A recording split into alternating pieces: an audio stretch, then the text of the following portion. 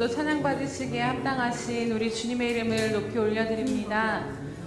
오늘 우리가 예배함으로 나아갈 때 우리 자신이 만족되는 예배가 아닌 하나님이 기뻐 받으시는 예배로 나아가기를 원합니다.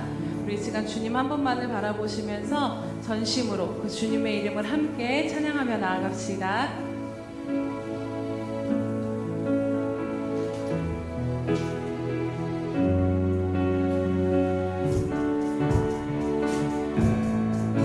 주님의 이름을 함께 찬양 드리며 나아갑니다. 주 이름 찬양 풍요의 강물을 흐르는 부요한 땅에 살 때에 주님 찬양해. 주 이름 찬양 거칠은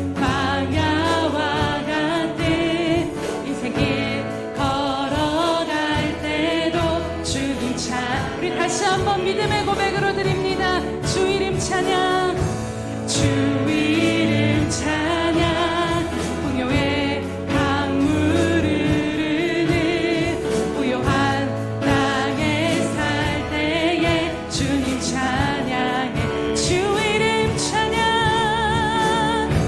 주 이름 찬양, 거칠은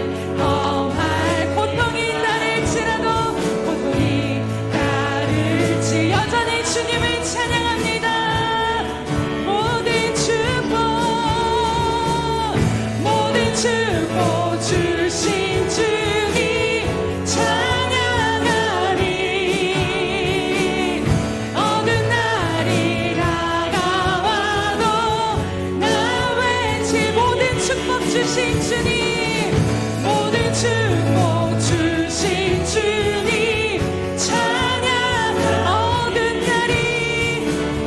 어느 날이 다가와도 나 외치니 주의 이름을 찬양해.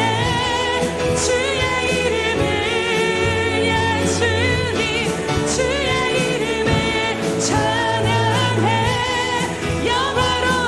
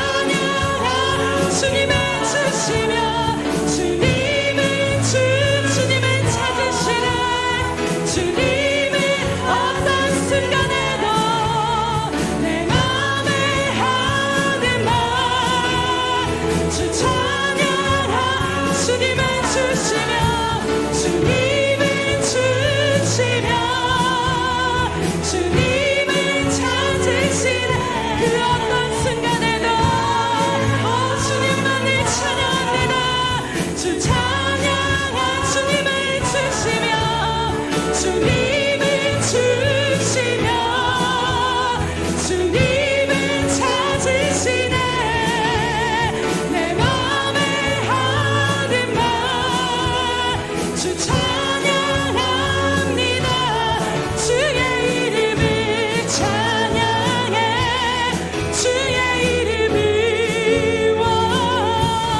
주의 이름을 찬양해 영화로운 주 이름 주의 이름 찬양 주의 이름을 어두운 날이 다가와도 어떤 상황에도 주의 이름을 찬양해 영화로운 주 이름 주의 이름 주의 이름을 찬양해 주의 이름을 오 주님 우리가 드립니다 주의 이름을 찬양해 영화로운 주 이름 찬양 할렐루야 모든 순간에 영화로우신 그 주님의 이름만을 찬양합니다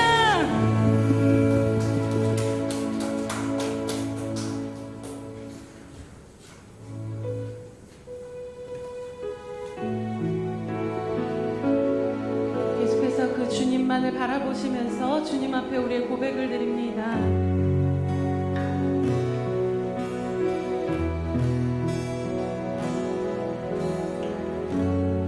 나의 소망 되신 주를 바라봅니다.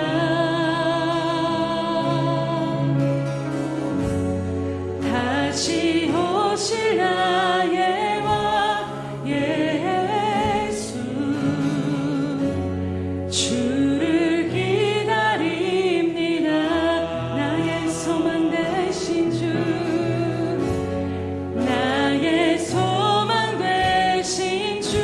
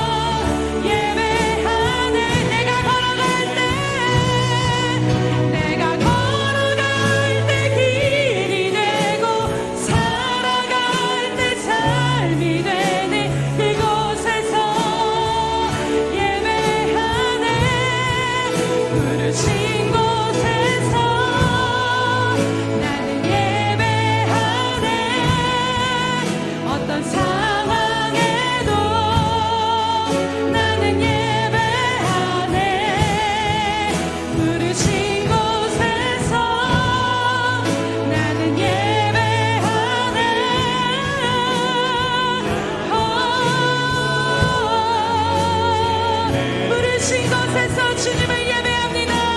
신 곳에서 어떤 상황에도 어떤 순간에도 주님 한 분만을 예배합니다. 오 주님, 오늘 우리가 주님을 전심으로 예배하는 예배자로 서서 주님의 선하심을 찬양합니다. 오 주님,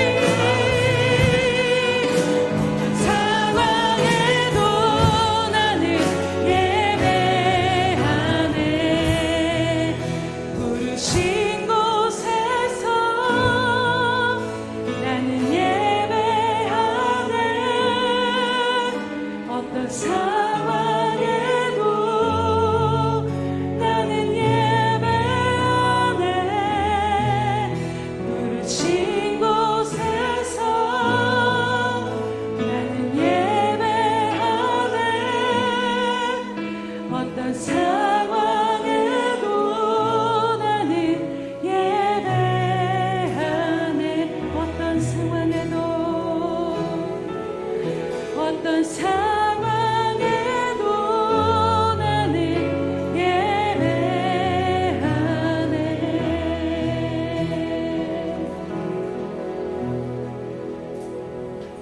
여호와를 찬송하라. 여호와는 선하시며 그의 이름이 아름다우니 그의 이름을 찬양하라. 할렐루야. 선하시며 여전히 아름답고 놀라우신 그 주님의 이름을 찬양합니다. 하나님 아버지, 우리가 어떤 상황 가운데 있든지 어떤 현재 가운데 있든지 여전히 주님은 우리의 삶을 향하여서 신실하시고 선하심으로 말미암아 오늘도 주 앞에 나아가 그 주님의 선하심을 찬양하며 노래합니다. 주님, 전심으로 주님을 바라보며 전심으로 주님 한 분만을 예배하오니 오늘 우리의 예배를 받아 주시옵소서. 하나님, 예배 가운데 충만함으로 임재하여 주셔서 하나님, 상한 우리의 심령을 만져주시고 다시 한번 주와 함께 일어나 걸어갈 수 있는 힘을 얻는 이 시간 될 수 있도록 주님 붙드시고 인도하여 주시옵소서. 감사드리며 예수님의 이름으로 기도드립니다. 아멘. 사도신경으로 우리 신앙을 주님 앞에 고백하겠습니다. 전능하사 천지를 만드신 하나님 아버지를 내가 믿사오며 그 외아들 우리 주 예수 그리스도를 믿사오니 이는 성령으로 잉태하사 동정녀 마리아에게 나시고 본디오 빌라도에게 고난을 받으사 십자가에 못 박혀 죽으시고 장사한 지 사흘 만에 죽은 자 가운데서 다시 살아나시며 하늘에 오르사 전능하신 하나님 우편에 앉아 계시다가 저리로서 산자와 죽은 자를 심판하러 오시리라. 성령을 믿사오며 거룩한 공회와 성도가 서로 교통하는 것과 죄를 사하여 주시는 것과 몸이 다시 사는 것과 영원히 사는 것을 믿사옵나이다. 아멘.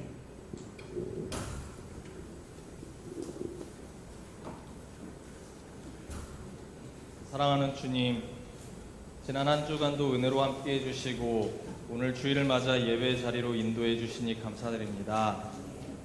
이 시간 오직 주님께만 드리는 예배를 기뻐 받아주시고 주님을 마음껏 찬양하고 기뻐하며 말씀으로 저희 모두가 은혜를 함께 누리는 복되고 귀한 시간 되게 인도하여 주시옵소서. 사랑하는 주님, 주일에는 저희가 이렇게 모여 함께 예배로 나아가고 또 흩어져 지내는 일상에서도 저희 모두가 한 마음으로 한 몸 기도로 나아가고 있습니다. 먼저는 우리 교회가 성령이 충만한 교회 되게 하여 주시옵소서. 나도 모르게 하나님이 아닌 나 자신이 주인 되어 헛팀 쏟으며 몸부림치지는 않았는지 돌이켜보게 하시고 이제는 성령님께서 온전히 내 모든 영역의 주인 되시고 다스려 주심을 위해 기도하게 하소서. 성령 충만하게 하시고 성령님의 세밀한 인도하심을 받는 교회와 성도되게 인도하여 주시옵소서. 성령 안에서 하나가 되게 하시고 성령의 권능과 역사하심이 드러나는 교회와 성도들 되게 인도해 주시옵소서. 새로운 리더십을 주님 뜻 가운데 아름답게 세워주심을 감사드립니다. 사역자분들이 주님과 언제나 동행하며 성령의 지혜와 충만함으로 주님의 말씀을 전하게 하시고 말씀에 기름 부어 주셔서 말씀의 능력이 나타나게 하소서. 주님, 하나님을 향한 갈급함과 가난한 심령으로 어린아이에서부터 모든 성도에 이르기까지 전 세대가 성령의 충만함을 부어주사 예배자로 서기를 원합니다. 모든 예배마다 하나님이 기뻐 받으시는 예배되게 하여 주시고 예배 가운데 살아계신 하나님을 만나고 치유와 회복을 경험하게 되어 충만한 주의 임재를 온전히 누리는 저희들 되게 하여 주시옵소서. 육신의 질병과 마음의 병약함이 주 예수의 이름을 외침으로 모두 떠나가고 회복될 것을 믿고 담대히 나아가게 하소서. 영적인 막힘과 삶을 묶고 있는 모든 문제들이 풀리고 열려질 것을 예수의 이름으로 선포하며 나아가게 하소서. 말씀 들고 단위에 서시는 목사님 영육간에 늘 강건하도록 주님께서 지켜주시고 성령의 인도하심 따라 주님 말씀이 온전히 선포되어서 저희는 아멘으로 화답하고 주님 말씀대로 살아가게 인도해 주시옵소서. 이 모든 말씀을 우리 주 예수 그리스도의 이름으로 기도합니다. 아멘.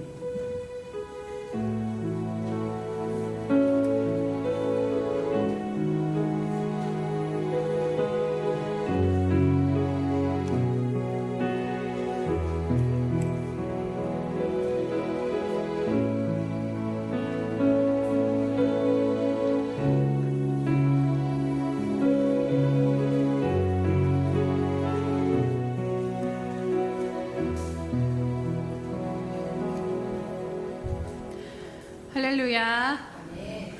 네, 우리 옆에 분들 보시면서 함께 축복할까요? 네, 주님이 함께 하십니다.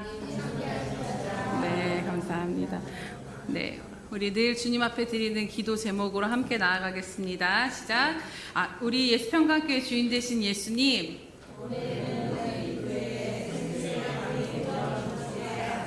네, 다시 한번 고백합니다. 우리 예수평강교회 주인 되신 예수님.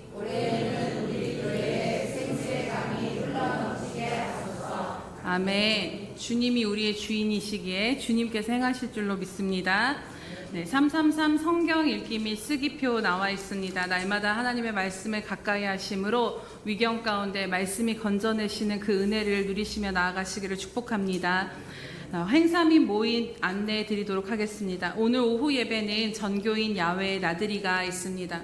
이번 야외 나들이의 컨셉은 쉼입니다. 그래서 어떤 프로그램에 의해서 움직이는 것이 아니라 그동안 서로가 좀 앉아서 자연 안에 앉아서 함께 얘기도 나누고 산책하실 분들은 산책하시면서 그렇게 주님 안에서 함께 쉼을 누리는 시간을 갖도록 하겠습니다. 그래서 오전 예배가 끝나면 간단하게 한 10분 정도 본당 청소를 하고 올라가셔서 식사를 하시고 1시 40분에 출발을 하도록 할 텐데요.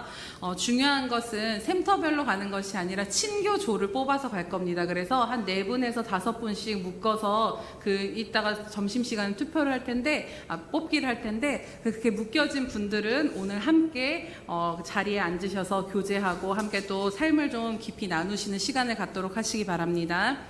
7월 7일 주일에는 맥주 감사 주일이 있습니다. 또 흩어진 삶의 자리에서도 주님 안에 하나가 되어 기도하고자 전교인 한몸 기도로 나아가고 있습니다. 각 요일별로 올려드리는 기도 제목을 하루에 한 번씩 함께 기도에 동참해 주시고 특별히 마지막 주에는 여러분들이 그 기도 제목을 붙들고 기도하셨을 때 이것은 좀 더 기도했으면 좋겠다 싶은 것들 또 다음 달엔 더 이 부분들을 우리가 함께 기도했으면 좋겠다라고 생각하시는 부분들이 있다라면 저에게나 전교인 톡에 그 주신 마음들을 올려주시기 바랍니다. 그럼 또 취합해서 7월 기도로 나아가도록 하겠습니다. 6월과 7월 행사 및 모임 안내드리도록 합니다. 6월 30일은 샘터 예배가 있고 7월 7일은 맥주 감사주일, 성찬식, 오후 가정예배, 운영위원회가 있습니다. 7월 14일은 한몸 기도회, 7월 21일은 샘터 전도, 7월 28일은 샘터 예배가 있습니다. 네, 오늘 하나님의 말씀 봉독해 드리도록 합니다. 요한복음 1장 40절에서 42절 말씀 함께 짧기 때문에 합독하도록 하겠습니다. 요한복음 1장 40절에서 42절 말씀은 신약성경 143면에서 4면 정도에 있습니다. 네, 함께 합독합니다. 요한복음 1장 40절에서 42절 말씀입니다. 요한의 말을 듣고 예수를 따르는 두 사람 중에 하나는 시몬 베드로의 형제 안드레라. 그가 먼저 자기의 형제 시몬을 찾아 말하되 우리가 메시아를 만났다 하고, 메시아는 번역하면 그리스도라. 데리고 예수께로 오니 예수께서 보시고 이르시되 내가 요한의 아들 시몬이니 장차 게바라 하리라 하시니라. 게바는 번역하면 베드로라. 아멘. 우리 샬롬 성가대의 찬양이 있은 후에 흔들리는 인생을 반석되게 하시는 은혜로 함께 말씀 나누도록 하겠습니다.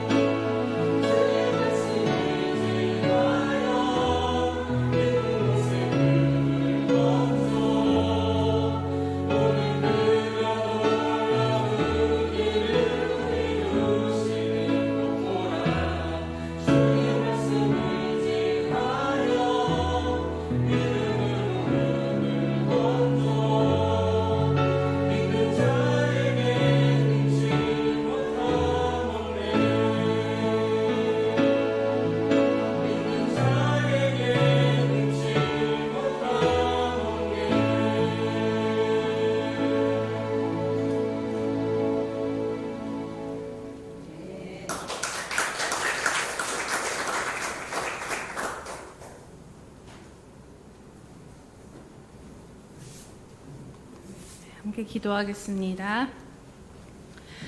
할렐루야. 살아계셔서 지금도 우리 가운데 놀라운 일을 행하신 하나님 아버지 참으로 감사합니다.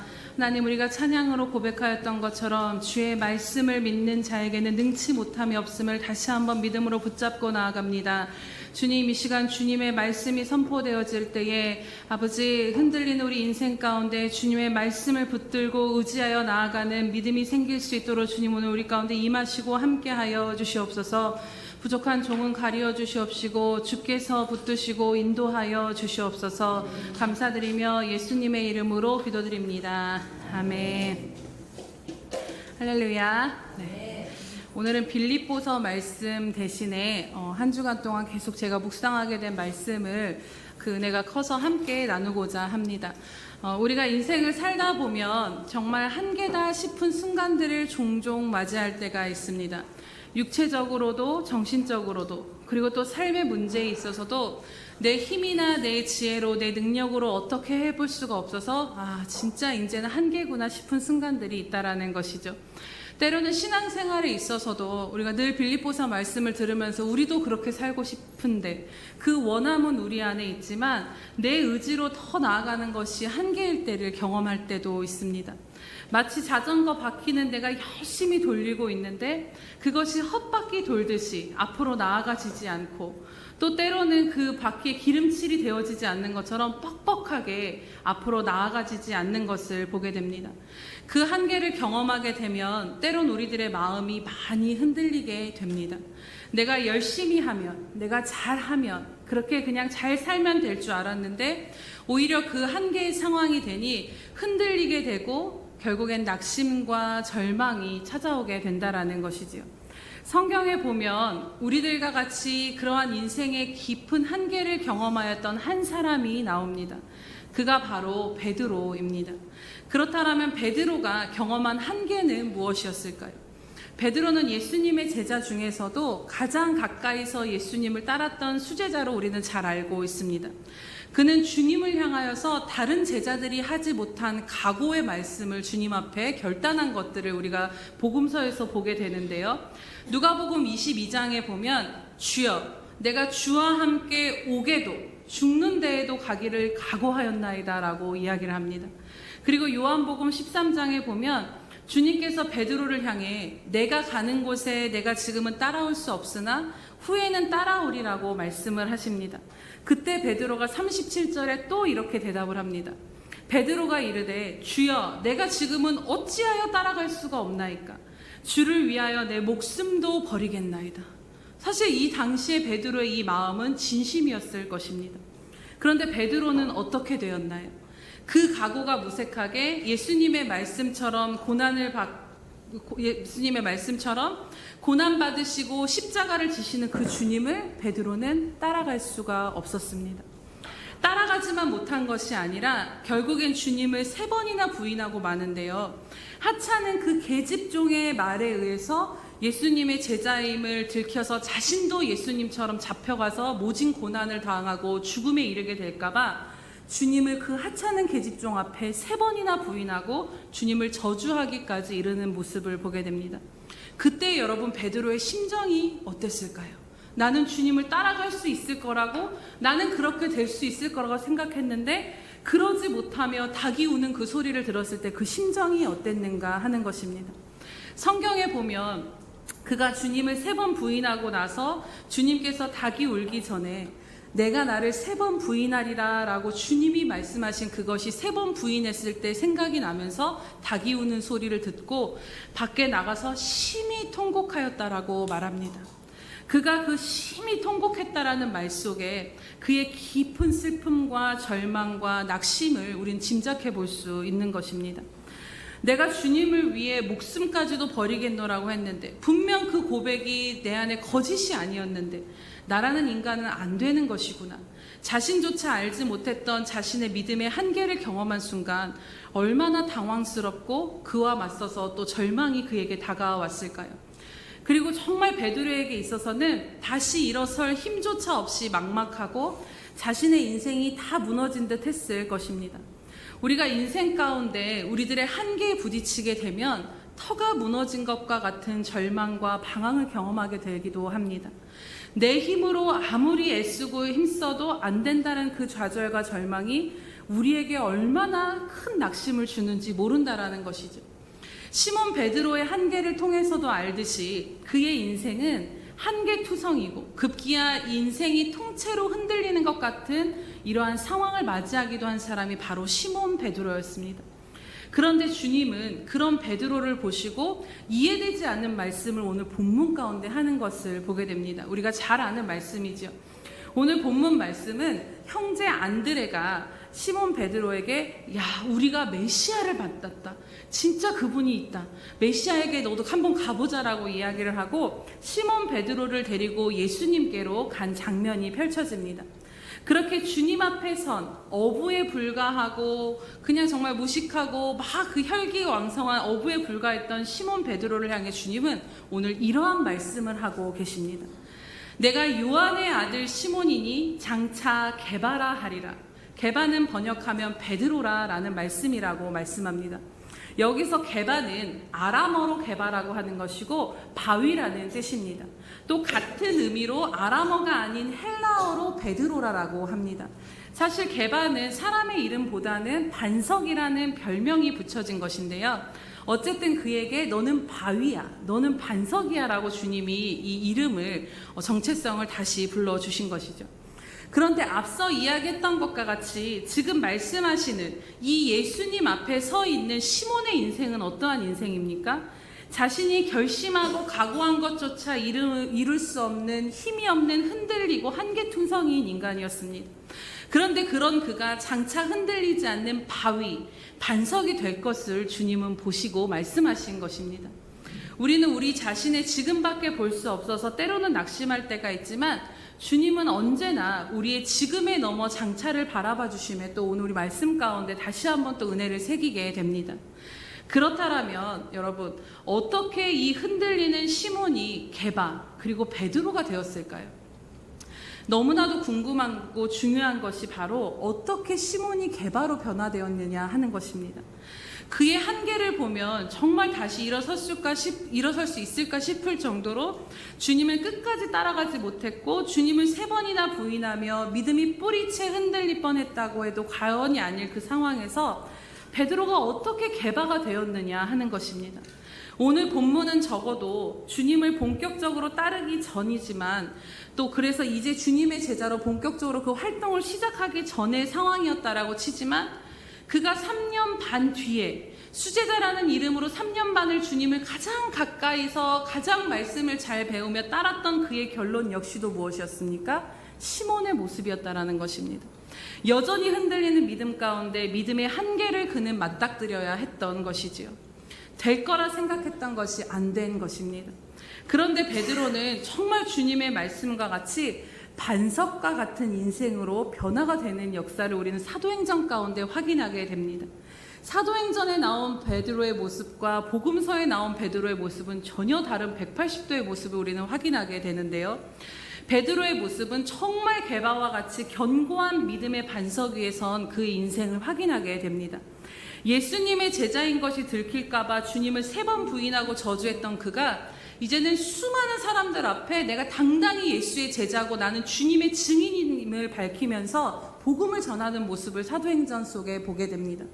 또한 예수의 이름을 전하지 말라라고 잡아다가 채찍질하고 감옥에 가두는 사람들을 향해서 주님의 이름으로 인해 능욕받기에 합당한 자라 여기심을 베드로가 이제는 피한 것이 아니라 기뻐하는 자로 변화가 된 것입니다. 그리고 우리가 잘 아는 바와 같이 베드로는 순교의 자리까지 가서 주를 위해 그 생명까지도 내어주게 됩니다. 그가 여러분 가장 두려워했던 그의 한계가 무엇입니까? 예수님의 제자라는 것이 들통나 잡혀가신 예수님과 같이 매를 맞고 능욕을 받으며 죽을까봐 자신의 안위와 생명을 잃을까봐 두려워했던 자가 베드로입니다. 그런데 사도행전에서 그는 안위와 생명을 잃을까봐 두려워하던 자신의 한계를 뛰어넘어서 정말 반석과 같은 삶으로 두려움 없이 주님의 복음의 증인으로 선 모습을 확인하게 된다는 것이죠. 여러분 어떻게 이 일이 가능했다라고 생각하십니까? 우리에게도 베드로와 같은 변화가 일어나기를 우리는 모두 소망하고 갈망하는 줄로 믿습니다. 제가 취임식 때 취임 감사 인사할 때 저를 담임 목사로 받아주신 것에서 시몬과 같은 저를 개바로 변화시켜 가시는 그 하나님의 신실하심을 목사님이 또 성도님들이 보셨기에 저를 믿은 것이 아니라 그 하나님을 믿으셨기 때문입니다라는 그 믿음의 고백을 했는데요. 물론 주님께서 믿음을 이전보다 더 분명히 저로 하여금 자라게 하시고 그 많은 요동함들을 줄어들게 하셨지만 이게 또 다른 믿음으로 살아가야 하는 삶이 펼쳐진 이 상황 앞에서 지금 저는 또다시 새롭게 가야 하는 이 믿음의 여정 앞에서 그 어느 때보다도 비틀거리고 흔들거리는 제 자신을 마주할 때가 참 많은 것을 보게 됩니다. 그래서 요즘 제일 제 안에서 막 일상을 살다 보면 제 안에 턱 하고 떠오르는 단어가 있는데 그게 바로 한계다라는 단어입니다.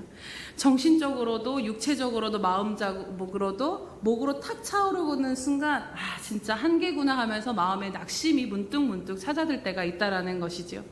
단에서 자꾸 이런 이야기를 해서 너무 죄송하지만 저는 그냥 저 원래 그런 사람임을 숨김없이 여러분 앞에 드러낼 때 저런 사람도 하나님이 쓰시는구나, 저런 연약함 가운데서도 하나님이 역사하시는구나를 보여드리게 되지 않을까 싶어서 오늘 또 담대하게 또 저를 드러내고 있습니다. 그래서 저도 인식하지 못했던 이 마음과 영적인 눌림이 정말 일상 가운데서 너무나도 큰 것을 요즘에 정말 결실이 깨닫게 되는데요. 내 힘으로 붙인다라는 생각이 드는 것이 주님의 마음이 뭔가 충만히 부어져서 뭔가 막 힘있게 가야 되는데 그냥 겨우겨우 해내고 있는 것 같고, 정말 자전거 바퀴는 나는 열심히 굴린다고 굴리는데 헛바퀴 도는 일상인 것 같고, 또 이게 나가지 않는 그런 느낌이 들면서 이번 주는 제 자신이 마치 그냥 나는 깨어지고 찌그러진 그릇과 같다라는 생각이 들었습니다. 그러면서 아무 생각도 하기 싫고 아무것도 할 수 없는 상황에서 결국 주님 앞에 제가 두 손을 들고 드린 고백은 하나님 나 좀 살려주세요. 하나님 나 좀 살려주세요. 그런 고백을 이번 주에 했습니다. 우리 각자의 삶의 모습은 다르지만 그럼에도 그 안에서 분투하고 씨름하면서 때로는 이런 저와 같은 심정으로 하나님 앞에 여러분들도 설 때가 있지 않을까 싶습니다. 정말 열심히 산다고 아등바등하지만 정작 내 삶은 제자리인 것 같고, 믿음으로 사는 것이 분명한데 또다시 닥치는 그 상황과 문제들에 이제 진짜 내 힘으로 안 되는구나를 경험할 때가 있다라는 것이지요. 삶의 터가 흔들리는 것 같은 일들이 생길 때마다 이러한 나 자신도 뽑혀 나갈 것 같을 정도로 내 심정이 파르르 떨릴 때가 있다라는 것입니다. 결국 이제 좀 반석이 되었나 싶었는데 확인하게 되는 것은 여전히 나는 흔들리는 존재일 뿐임을 발견하고 오늘 베드로와 같은 낙심과 절망을 마주할 때가 있습니다. 사실 오늘 이 말씀은 씨름을 하면서 주님이 저에게 주셨던 말씀을 여러분들과 함께 나누고 있습니다. 이 씨름 가운데 내가 한계라 여겨진 이유 중 하나가 무엇인가를 깨닫게 하셨는데, 그것은 바로 여전히 내 힘으로 어떻게 해보려는 의지가 너무나도 제 안에 강함을 주님이 깨닫게 해주셨습니다. 이는 곧 하나님을 전적으로 내 모든 것을 하나님 앞에 내어드리지 못했다라는 반증일 것입니다. 우리는 늘 눈에 보이는 하나님을 전적으로 의지하는 것과 당장 내 힘으로 보이는 것들을 어떻게 내 생각과 내 힘과 내 의지대로 처리하는 것 가운데 생각보다 후자를 더 택하며 사는 것이 우리에게는 더 익숙하고 더 편안하고 더 그것이 앞설 때가 많다라는 것입니다. 분명 예수님이 내 주인이시라고 하지만 내가 주인이 되어 사는 삶의 익숙함을 우리는 버리기가 쉽지가 않고, 그 안에서 전적으로 맡기지 못해 또다시 새롭게 닥치는 믿음의 영역들 앞에서 염려하고 근심하고 흔들리며 두려워할 때가 있는 것이지요. 인생의 한계를 부딪히면서 깨닫게 되는 것은 바로 나로서는 안 되는구나와 동시에 내가 너무 강하구나를 깨닫게 될 것입니다. 하나님 앞에 온전히 순복되어지고 전적으로 맡겨진 것과의 씨름 사이에서 내가 너무 강하게 작용한다라는 것입니다. 이 씨름들 속에서 하나님께서 지금 나에게 힘 빼라고 하시나 이런 것들 그냥 어렴풋이 그냥 생각이 되어졌는데, 정말 축 처져서 절인 배추같이 느려져 있는 제 심령 안에 하나님이 말씀하시기를 네 힘으로 안 되지? 라는 그 음성을 제가 이번 주에 들을 수 있었습니다. 그러면서 그날 찬양을 듣다가 아주 짧은 영상의 메시지를 봤는데요. 거기에 이런 메시지가 그 영상 가운데 써져 있었습니다. 주님이 바라시는 것이 무엇인가? 우리에게 필요한 것은 더 큰 능력이 아니다. 우리에게 필요한 것은 꺾어진 날개와 부러진 다리가 필요하다. 여러분 이해가 되십니까? 정말 큰 은혜와 깨달음이 저에게 와졌습니다. 사랑하는 여러분, 혹시라도 꺾어진 날개와 부러진 다리 가운데 지금 씨름하고 계십니까? 그래서 날아가야 하는데 날아갈 수 없음에, 걸어가야 하는데 걸을 수 없음에 낙심이 되고 마음에 가득 찬 답답함과 슬픔으로 다가오신 분들이 계십니까? 주님이 여러분들에게 원하시는 것은 바로 그것이라고 말씀하십니다. 내 힘으로 도저히 되어지지 않는, 아무리 애써도 도저히 헤어나올 수 없는 내 한계. 그래서 할 수 있는 게 주님 앞에 엎드려 그냥 겨우 좀 살려달라고 겨우 부르짖고 주님 바짓가랑이밖에 잡을 수 없는 그 상한 심령을 오늘 주님은 우리에게 원하신다라고 믿습니다. 왜 그렇습니까? 작은 바람만 불어도 흔들리는 시몬이 개바가 된 그 능력의 본질이 베드로에게 있는 것이 아니었기 때문입니다. 그 모든 것을 변화시키고 가능케 하신 분이 바로 주님이셨습니다. 시몬이 어떻게 순교의 자리까지 갈 수 있는 베드로가 된 것입니까? 바로 예수님의 십자가에서 죽으시고 부활 승천하심으로 인해서 아버지께서 약속하신 살아계신 하나님의 영, 성령이 그 베드로 안에 임하였을 때 주님이 말씀하신 바와 같이 그로서는 절대 갈 수 없었던 그 길을 예수님을 따르는 자리로 그가 나아가게 되었고, 예수님을 위해 순교까지 하는 자리로 성령님이 이끌고 가신 것입니다.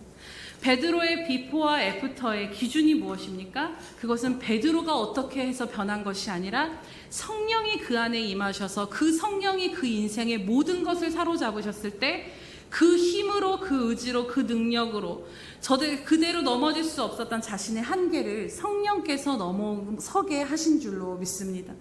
사랑하는 여러분, 예수님을 믿는다는 것은요, 내 힘을 의지하는 삶이 아닙니다.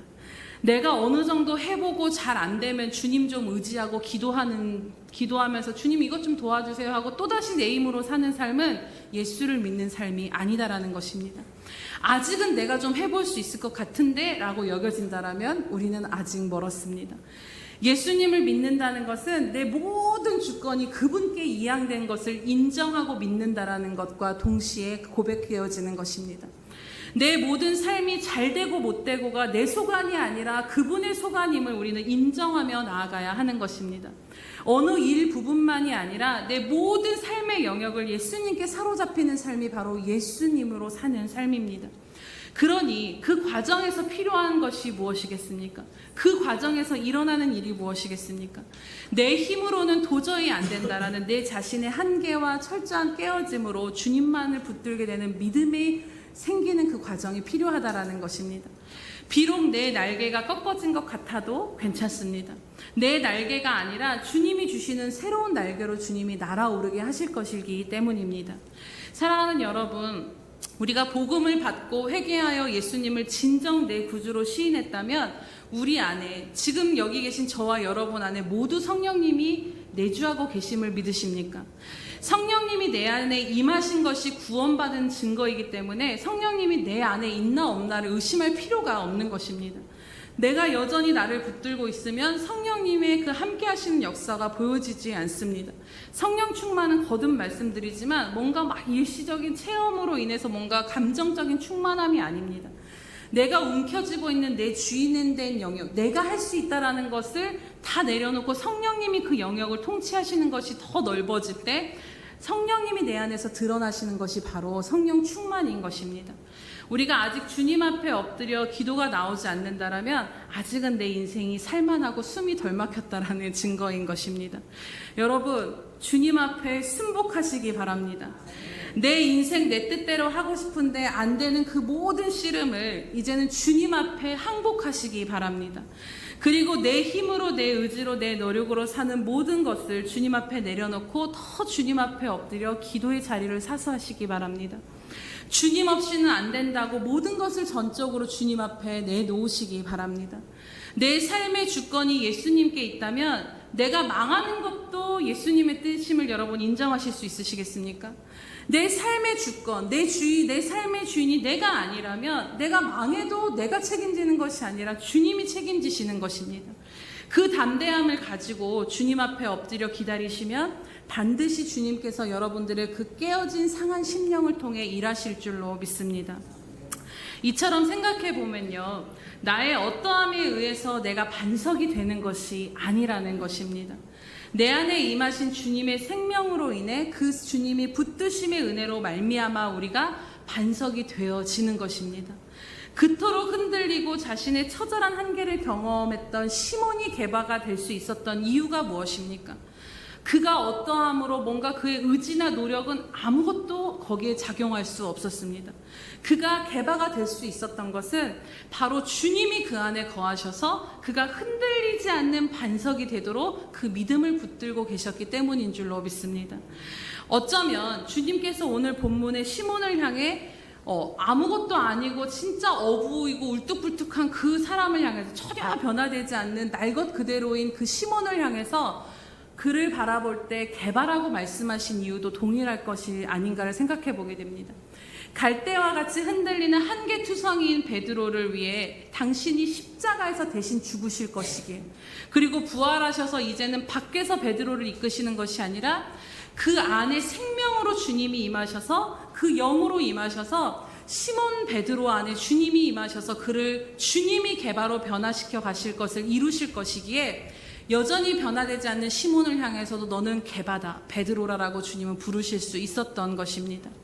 오늘날 저와 여러분도 마찬가지입니다. 우리 스스로는 주어진 인생을 사는 것이 벅차고 한계가 되면 흔들릴 수밖에 없습니다. 주님을 따르고 싶어도 우리 힘으로는 도저히 되어지지 않는 것이 우리 자신입니다. 그러나 사랑하는 여러분, 오늘 말씀을 통해서 주님께서 우리에게 말씀하고자 하시는 바가 무엇입니까? 그런 우리 안에 주님이 임하셔서 흔들리는 우리의 인생을 붙들고 계시다라는 것입니다. 그래서 지금은 내가 시몬과 같으나 나도 게바가 될 수 있다라는 것입니다. 아이들이 유치원에서 토마토 모종이 심긴 작은 화분을 식목일에 가져왔습니다. 근데 제가 그것을 요즘 바쁘다고 신경을 좀 못 쓰고 그냥 물만 주고 신경을 못 썼더니 꽃은 피는데 얘가 열매도 그냥 한두 개밖에 맺히지 않고 중요한 건 요만한 정도의 길이에서 2달이 지났는데도 키가 전혀 자라지 않더라는 것이죠. 그런데 다른 친구 집에 있는 것을 제가 사진으로 보니까 같은 모종인데 키가 아이들 키만큼 이 방울토마토가 자라고 그 안에서 열매가 주렁주렁 아주 그냥 그 실한 것들이 거의 몇십 개가 막 열렸더라고요. 같은 모종인데 왜 다를까? 그 이유가 바로 토마토 모종을 작은 화분에서 큰 화분으로 옮겨서 엄마들이 보니까 큰 화분에다가 아주 좋은 흙에다가 그 모종을 옮겨 심었더라는 것이죠. 그러니까 그렇게 자란 그 화분에 옮겨 심은 토마토는 잘 자라지만 여전히 작은 화분에 있는 우리 집 토마토는 결국에 운명을 다하게 됐다라는 것입니다. 그걸 보면서 이거와 같구나. 우리 자신에게 기반한 삶은 어떤 것도 기대할 수 없지만 우리가 견고한 반석이신 예수님께 옮겨져 심겨진 인생이기에 때로는 우리 인생이 비바람이 불어서 심하게 흔들릴 수 있고 때로는 그 흔들림으로 인해서 내 뿌리가 뽑혀나가는 것 같이 느껴진다 할지라도 결국 우리는 주님이 꽉 붙잡아 주시기에 때가 되면 자라고 때가 되면 열매를 맺게 된다라는 것입니다. 우리 자신이 아닌 주님의 생명이 우리로 하여금 반석되게 하시기 때문인 줄로 믿습니다. 사랑하는 여러분, 생각해보면요, 베드로는 3년 반을 쫓아다니면서 여전히 흔들거리고 결국에는 믿음과 자신의 한계에 절망을 했습니다. 주님은 언제나, 그런데 놀라운 것은 주님은 언제나 그런 베드로를 놓아버리지 않으시고 붙들고 계셨다라는 것입니다. 베드로가 주님을 붙들었던 것보다 오히려 주님께서 더 강한 인생으로 그 인생을 붙들고 계셨기에 그가 그냥 다 망해버리고 엎어질 그 믿음 가운데서도 다시 일어설 수 있었던 것입니다. 그것을 너무나도 잘 보여준 사건이 바로 디베랴 호수에서 주님을 만나게 된 사건입니다. 다시 이전의 삶으로 돌아가서 나는 그냥 다시 물고기는 잡는 어부로 살아야지라고 했던 그 제자들에게 주님이 그곳 가운데 찾아오십니다. 그리고 그 제자들에게 조반을 먹이시면서 3년 반 동안 그렇게 자신을 따라다녀 놓고도 결국에는 주님을 3번이나 부인하고 저주한 그 자신의 깨어짐 앞에 스스로는 일어설 힘이 없는 베드로, 주님을 볼 면목조차 없는 베드로를 향해 주님은 어떻게 물어보십니까? 요한의 아들 시몬아, 내가 나를 사랑하느냐? 무너진 그를 향해 다시 고기 잡으러 간 그를 책망하거나 나무라지 아니하시고 네가 나를 죽기까지 따른다라고 해놓고서는 너는 왜 또 믿음이 무너졌느냐라고 뭐라고 나무라지 아니하시고, 그럼에도 그 안에 주님을 향한 사랑이 여전히 있음을 아시고 그 사랑을 고백하게 하시며 그를 다시 이렇게 세우시는 주님의 사랑을 보게 됩니다. 사랑하는 여러분, 내가 주님을 사랑하며 애쓰며 산다라고 우리는 생각하고 있습니다. 하지만 그렇지 않습니다. 우리를 사랑하시는 주님이 더 강하신 그 크신 사랑으로 나를 붙들고 계시기에 여전히 내가 내 삶의 어려움과 한계와 절망 앞에서 흔들린다 할지라도 주님이라고 고백하고 있는 줄로 믿습니다. 내가 주님을 더 간절히 붙잡는 것 같지만요, 우리의 인생을 온전케 하시고자 하시는 주님의 간절함이 우리를 계속 놓지 않으신다라는 것을 기억하시기 바랍니다. 그리고 그 베드로의 고백, 내가 주님을 사랑하는 줄을 주님께서 아시나이다. 차마 주님 앞에 당당하게 네 주님, 저는 주님을 사랑합니다라고 말할 수 없었지만, 그렇게 면목이 없어서 그렇게 나아갔지만, 그럼에도 3년 반을 따라다니면서 한 가지 남은 그것, 비록 내가 두렵고 무서워서 주님을 배반하고 실패한 인생으로 앉아있지만 그래도 돌아보니 여전히 나는 주님을 사랑하고 있고 그 주님이 없이는 살 수 없습니다라는 그 마음을 주님이 아시고 그 마음을 이끌어내 주신 것입니다. 그리고 그거면 됐다 하시며 주님은 3번이나 부인하며 여전히 자기 힘으로 아무것도 할 수 없는 그에게 내 양을 먹이라라는 사명을 주시고 그를 통해 놀라운 복음의 증인으로 반석으로 세워가시는 은혜를 보게 됩니다. 사랑하는 여러분, 나로서는 안 되고 이제는 내게 절망뿐이다라는 그 모든 한계 앞에 주저앉아 있어도 괜찮습니다. 사업이 실패하고 사역이 실패하고 상황이 무너져 내릴 것 같아도 내 안에 주님 없이는 살 수 없는 그 마음이 여전히 내 안에 있다라면 되는 것입니다. 어쩌면 주님께서 우리 인생의 한계를 경험하도록 허락하시는 그 이유가 바로 이것이 아닐까요? 나는 주님 없이는 살 수 없습니다라는 이 고백을 주님은 원하시는 것입니다. 왜냐하면 구원받은 우리들의 인생이 나로 말미암아 사는 인생이 아니라 오직 예수로 말미암아 사는 인생이기 때문입니다. 그 예수로 말미암아 사는 인생을 주님은 우리에게 알려주셔야 하기 때문입니다. 복음의 핵심은 바로 이것입니다. 인간이 할 수 없는 그것을 하나님께서 이루셨기에 이제 내 열심과 내 능력과 내 의지를 버리고 철저하게 주님의 생명으로 주님을 주인으로 모시고 그분을 의지하며 그분이 나를 통해 사시도록 나를 내어드리는 것이 복음 안에 사는 것입니다.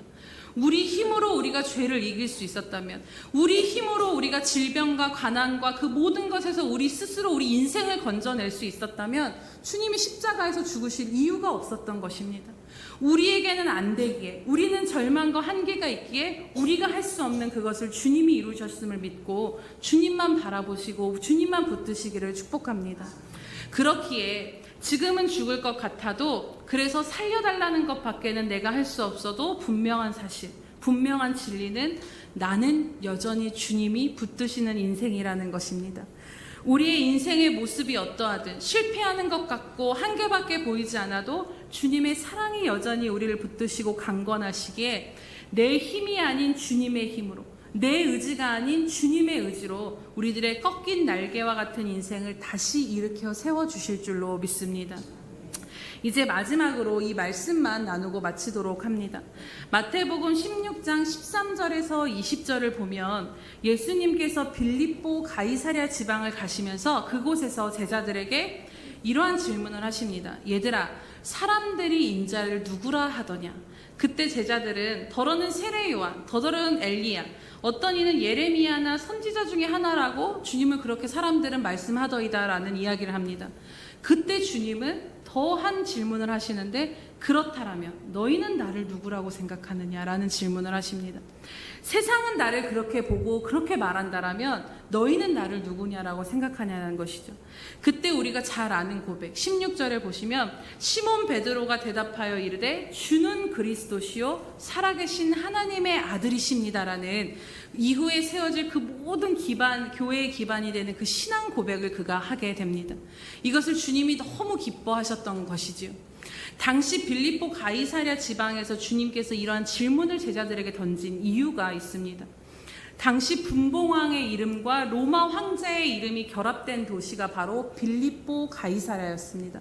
즉 최고의 권력자와 통치자를 존중하며 존경하며 그 이름을 붙여서 그 왕을 신처럼 받들며 바쳐진 그 도시가 바로 빌립보 가이사랴라는 지방이었고, 그 한가운데서 예수님은 세상은, 그리고 주님을 따르는 너는 나를 누구라고 고백하며 따르고 있냐라고 물어보신 것입니다. 오늘 우리가 사는 이 시대도 마찬가지입니다. 돈과 권력이 그것이 힘이 되어 하나님이 된, 돈과 권력과 힘이 하나님이 된 세상 한가운데 우린 살고 있습니다. 하나님의 생명이 없는 죽은 것들이 신이 된 세상 가운데서 우리는 살아가고 있습니다. 그 안에서 예수를 믿고 산다라는 것이 무엇이겠습니까? 바로 죽은 신들이 질비한 세상 한가운데서 분명히 살아계신 하나님을 우리는 믿는다라는 고백인 줄로 믿습니다.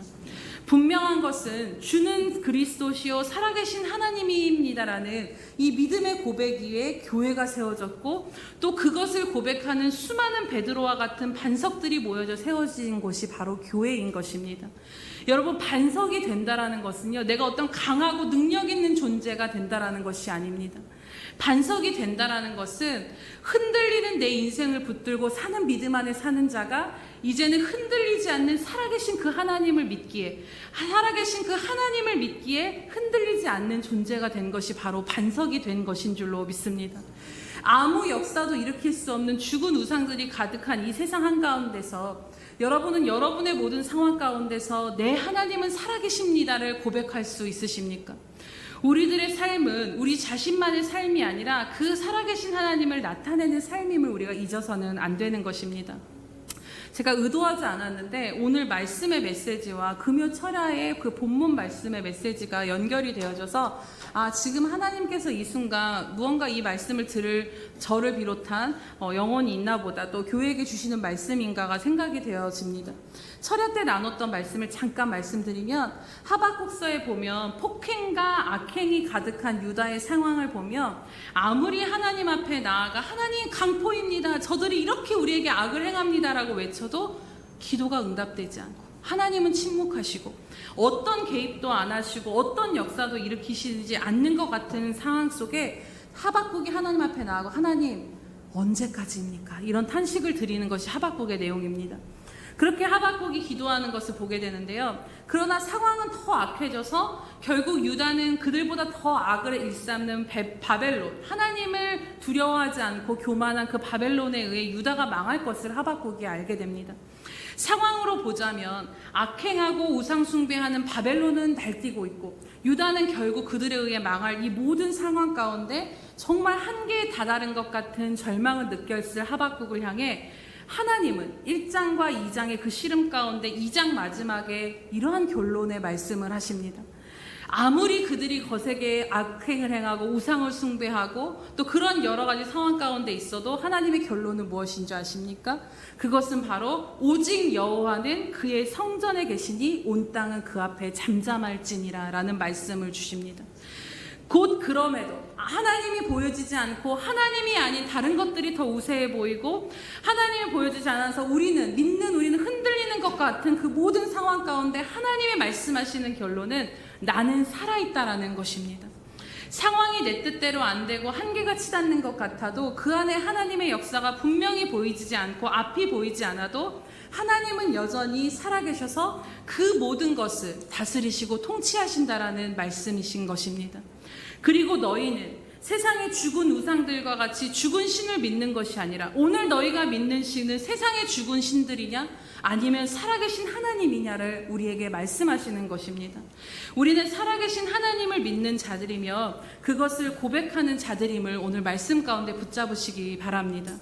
그러니 내 삶의 터가 흔들리는 것 같고 한 발을 내디딜 수 없는 상황에서도 우리가 근심과 염려와 두려움을 제쳐두고 기억해야 할 것은 무엇입니까? 바로 내 하나님은 살아계시다라는 사실입니다. 비록 나는 어제의 믿음과 무색하게 오늘의 시련 앞에 또다시 흔들리는 나이지만 내 반석 되신 하나님은 흔들리지 아니하심으로 내 삶 가운데 살아계셔서 나를 붙들고 계셔서 결국에는 나 또한 그 살아계신 하나님으로 인하여서 반석이 되도록 신실하게 역사하여 주심을 믿음으로 나아가시기 바랍니다. 사랑하는 여러분, 오늘 누가 이 말씀을 믿음으로 취하시겠습니까? 오늘 누가 꺾어진 내 날개를 붙들고 낙심하는 자리에서 일어나 주님 앞으로 나아가시겠습니까? 내 한계를 뛰어넘게 하시는 주님의 살아계심의 역사가 증거되도록 오늘 누가 자신의 삶을 주님 앞에 기꺼이 들으며 이 말씀 앞에 순복하시겠습니까? 오늘도 여전히 흔들거리는 우리 인생을 꽉 부여잡으시고 주님을 3번이나 부인하고 그분을 저주하며 주님 앞에 정말로 무너진 인생으로 서 있었던 그 베드로를 주님은 떠나지 아니하시고 다시 찾아와셔서 그를 붙드신 분이 주님이셨기에 그가 반석이 될 수 있었던 것처럼 오늘도 흔들리는 우리의 인생을 반석되게 하시는 그 주님의 은혜를 기억하시면서 할 수만 있으면 더 주님을 의지하는 자리로, 할 수만 있으면 간절히 더 주님을 찾고 붙드는 저와 여러분 되시기를 주님의 이름으로 축복합니다. 우리 이 시간 함께 이 찬양 드리고 기도하도록 하겠습니다. 주님여 이 손을 꼭 잡고 가소서. 약하고 피곤한 이 몸을, 우리의 마음을 이 시간 주님 앞에 올려드리시면서 여전히 우리를 붙드시는 그 주님 앞에 우리의 삶을 내가 내 힘으로 살았던 그 모든 것들을 다 내려놓으시면서 주님 의지하며 나아가겠습니다.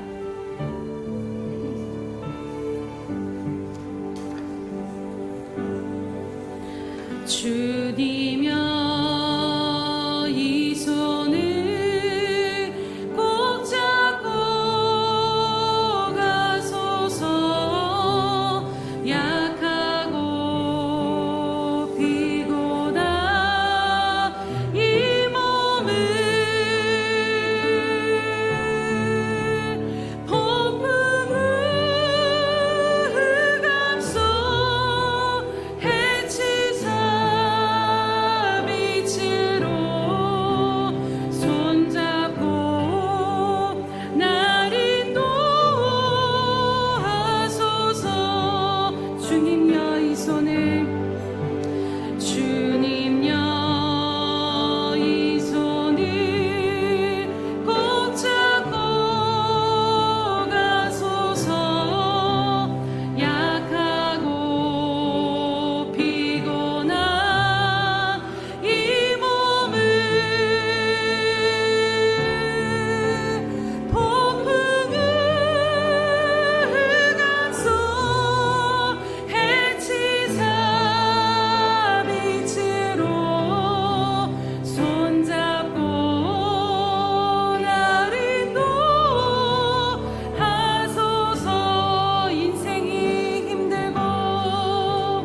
인생이 힘들고 고난이 겹칠 때 주님여 날 도와 주소서. 외치는 이 소리 귀 기울이시사 손잡고 날 인도하소서. 폭풍을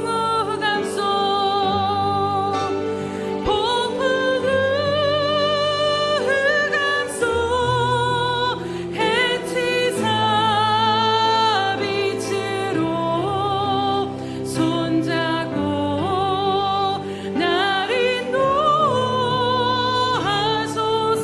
외치는 이 소리,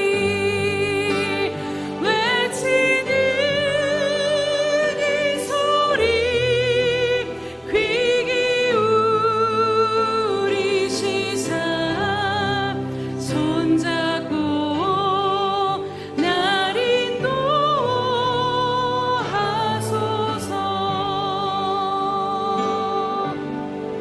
우리 이 시간 함께 들은 말씀을 생각하시면서 기도하시겠습니다.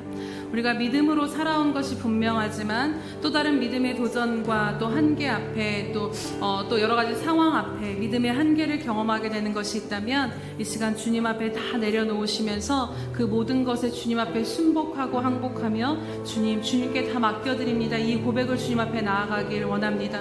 주님, 여전히 나는 흔들리나 내 안에 생명 되신 주님께서 반석이 되도록 우리를 붙드시고 계심을 믿사오니 하나님 여전히 사랑으로 붙드시는 그 주님의 손길을 바라다 보며 내 모든 것들을 주님 앞에 맡기며 살아가는 저희들 될 수 있게 해달라고 이 시간 우리 주여 한번 부르시면서 기도하도록 하겠습니다. 주여 할렐루야. 살아계셔서 오늘도 우리와 함께 하시며 붙들어 주시는 주님의 놀라우신 은혜를 찬양하며 경배합니다. 하나님 아버지, 내 힘으로는 되어지지 않는 절망, 아무리 애쓰고 힘써도 하나님 내 힘으로는 앞으로 한 걸음도 나아갈 수 없는 우리 모든 인생의 절망을 끝내시고 하나님이신 당신이 우리 삶 가운데 찾아오셔서 하나님 십자가에서 생명을 내어주시고 우리의 삶을 이제는 흔들리는 인생이 아니라 반석으로 변화시켜 주신 그 은혜를 믿음으로 붙잡고 나아가기를 원합니다. 하나님, 그럼에도 불구하고 여전히 우리 10년 가운데 깨어진 모든 것들 가운데 주님 한 번만 올려드리며 나아가오니 하나님 이 시간 주님 앞에 우리의 모든 것을 드리게 하시고 주님 붙들고 나아갈 수 있는 믿음을 우리 가운데 허락하여 주시옵소서. 주님이 여전히 살아계심을 우리가 기억하게 하시고 주님 살아계신 주님 앞에 우리의 모든 삶을 드리며 주와 함께 담대함으로 걸어갈 수 있도록 주님 이끄시고 인도하여 주시옵소서. 하나님 아버지 참으로 감사합니다. 사랑이 많으신 하나님 아버지 참으로 감사합니다. 여기까지 살아온 것이 주님의 은혜요 주님의 힘으로 능력으로 살아왔음에도 불구하고 오늘 또 여러 가지 상황과 또 나아가야 하는 모든 상황들 앞에 내 자신의 한계를 경험한 우리들의 연약함을 주님 앞에 다 올려드리며 나아갑니다. 하나님, 날아가야 함에도 불구하고 날아갈 날개가 꺾인 것 같고 걸어가야 함에도 불구하고 다리가 부러진 것 같아 내 힘으로는 도저히 할 수 없는 이 모든 상황과 믿음의 영역들을 주님 앞에 다 올려드리며 주님 앞에 순복하며 나아갑니다. 성령 하나님, 이 시간 내 힘으로 할 수 있었다라는 그 모든 것들이 무너지게 하시고 오직 주님의 통치가 우리로 할 수 없는 그 모든 영역 가운데 임하게 하여 주시옵소서. 하나님은 여전히 살아계신 그 하나님을 붙들게 하여 주시옵소서. 하나님, 우리 안에 살아계신 하나님으로 임하셔서 우리의 인생은 비바람 가운데 흔들릴지 모르나 하나님이 살아계신 그분이 우리를 붙드심으로 인하여서 우리는 반석과 같은 믿음으로 변화되어져 가고 있음을 믿사오니 하나님, 우리가 그 사랑으로 붙드시는 여전히 우리를 붙드시는 그 주님을 바라보며 주와 함께 기꺼이 걸어 나아가는 저희들 될 수 있도록 이끄시고 인도하여 주시옵소서. 그래서 주님, 기도가 열려지게 하시고 주를 향한 예배가 열려지게 하여 주심으로 말미암아 아버지 하나님, 기도의 자리에서 예배의 자리에서 주의 이름을 부르며 하나님의 역사를 바라보는 것 가운데 우리의 삶을 내어드리는 저희들 될 수 있도록 함께 하여 주시옵소서. 감사드리며 예수님의 이름으로 기도드립니다. 아멘.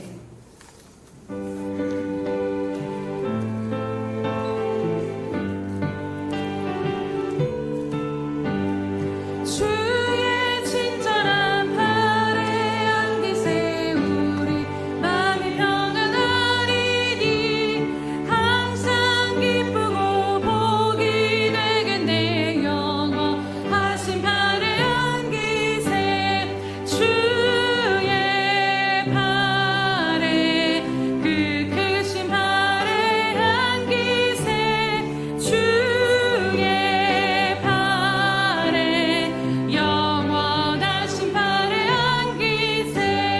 날이 갈수록 주의 사랑이 두루 광명하게 비치고 천성 가는 길 편히 가리니 영원하신 팔에 안기세 주의 팔에 그 크신 팔에 안기세 주의 팔에 영원하신 팔에 안기세. 일어서서 찬양드립니다.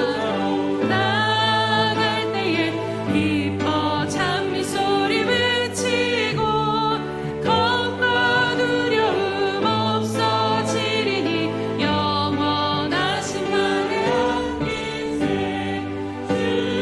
주의 팔에 이끄신 팔에 안기세 주의 팔에 영원하신 팔에 안기세.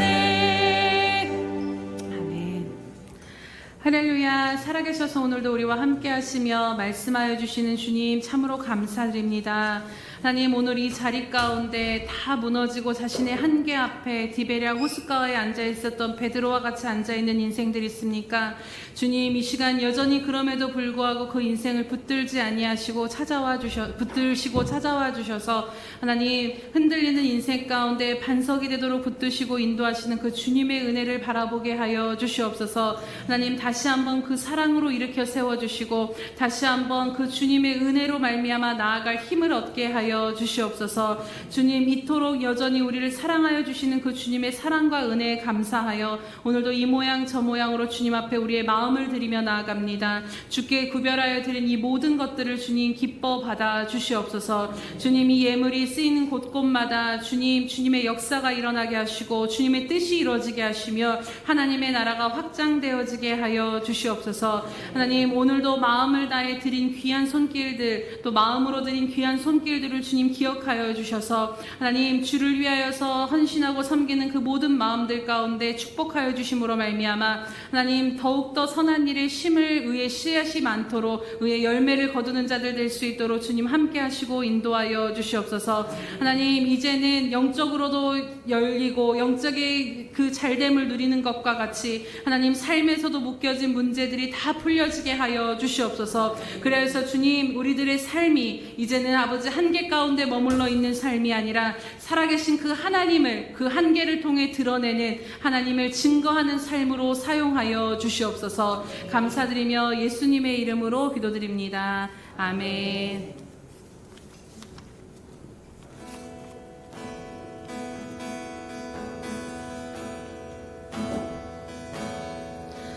내가 소망하는 아버지 나라, 주님 오시는 그날 완성되리. 우린 고대하네 주님 오시는 그날을.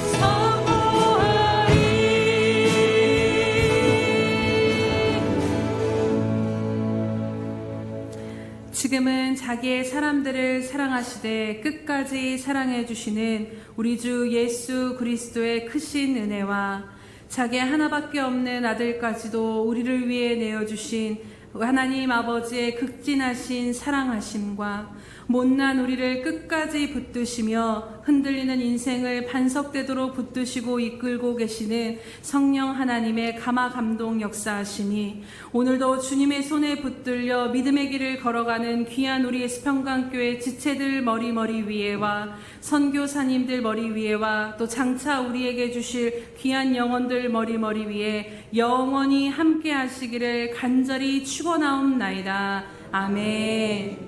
아버지 감사합니다.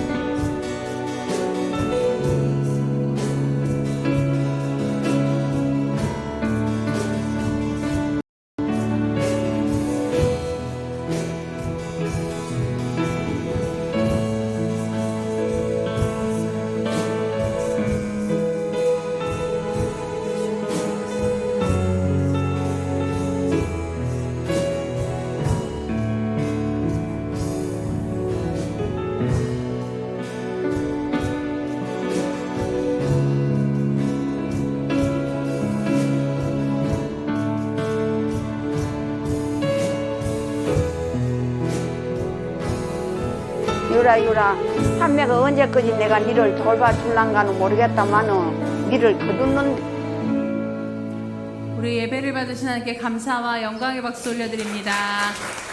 네, 자리에 잠깐 앉아주시면